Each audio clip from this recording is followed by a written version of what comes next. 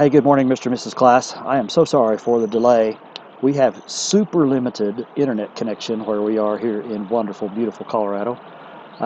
Tried this a couple days ago, tried it outside, actually right basically in the spot where I am now. And I did my recording, but the wind was so strong and bad, you could not hear me well at all. And so that was late in the day. I thought, well, I'll try it tomorrow. And yesterday we were out and running around, and I didn't get a chance to get it done like I wanted to. So I apologize.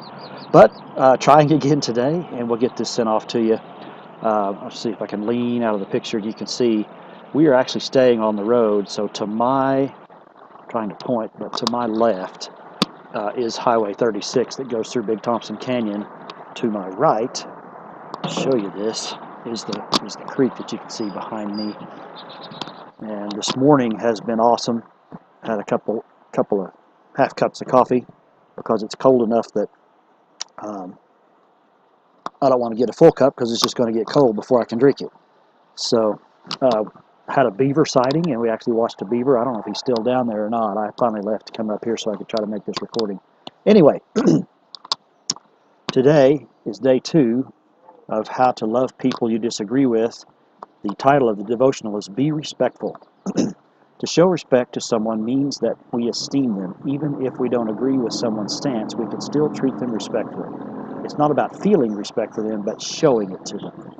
If you want to learn how to show respect to others, try spending time with someone who doesn't agree with you. Showing respect when we think someone else's viewpoint or belief system is completely wrong can be challenging. I can agree with that. Excuse me. There are some things we can do as we interact with others who don't share our worldview and beliefs. Ask questions respectfully. When we ask questions respectfully, we open a doorway to learn why someone believes what they do. It gives us a peek inside their hearts and minds and allows us to really see them. Instead of making condescending statements when someone shares their opinion, try asking, how did you come to that belief? We respect others by actually showing respect in the way we ask and answer questions. A second option, don't say it mean. Don't say it in a mean way. Disagreeing with someone isn't a huge deal and is easy to deal with if the situation doesn't get heated, but unfortunately, we get bothered when someone doesn't see a situation or have the viewpoint the way we do.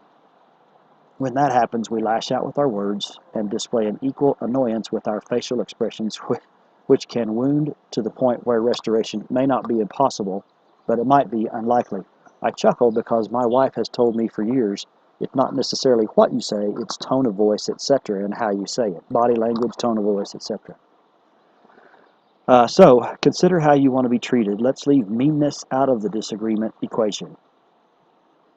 Avoid arguments. Most arguments are pointless. We only have so much energy each day, and to give it to wasteful and time-zapping arguments, including ones on social media, means we have nothing left in our relational reserves for those closest to us.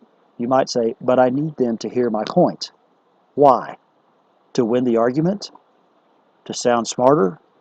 We can't change people. We can only change ourselves and be in control of how we respond. Don't let argument-prone people dictate your actions. If the other person just wants to argue, then asking questions isn't worth our time.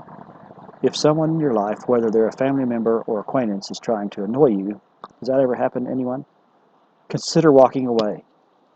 Those kinds of interactions do nothing to build a bridge in a relationship. They only strain it more.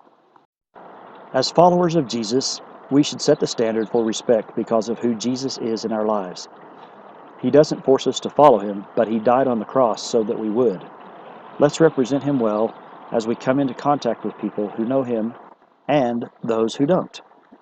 Let's lovingly discuss with our fellow believers and also not expect non-Christians to act like Christians. I wonder if we should ask or expect Christians to act like Christians.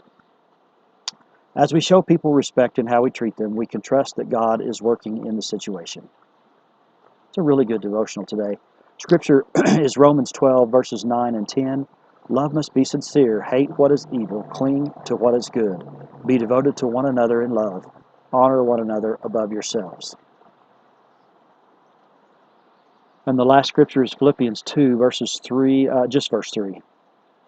Do nothing out of selfish ambition or vain conceit. Rather, in humility, value others above yourselves, not looking to your own interests, but each of you to the interests of others. And I have a correction. That was verses 3 and 4 of Philippians 2. So, treat other people with love, respect them, treat them with respect, ask them questions, try to learn where they're coming from. I have learned in the last month, after some interactions with people of color, both my wife and I actually have had some really good interactions with folks, and I've mentioned mine, I think, before, but they have a viewpoint. They have a right to have a viewpoint. We all have rights to have viewpoints, and we need to try to understand where other people are coming from. It's really hard. I saw someone yesterday with golden colored hair and tattoos all over the place, and just goofy looking, in my opinion. And I thought, wow, where are they coming from? And then I thought, that's not what this lesson is trying to teach us to think and act. So I didn't interact with those folks, but it did cause me to kind of rehearse today's lesson in my mind. I had already, like I said, tried to record it. So I'm not great at it, but I'm working on it. I'm going to try to continue to improve. Love you guys. Maybe another message coming from Colorado before we cut out of here in a few days. If not, we'll get back after it on a twice-a-week basis when we get back. I just don't have very good coverage here, and with all the kids and all their stuff, the Wi-Fi that is available here is pretty well occupied. We'll talk to you soon.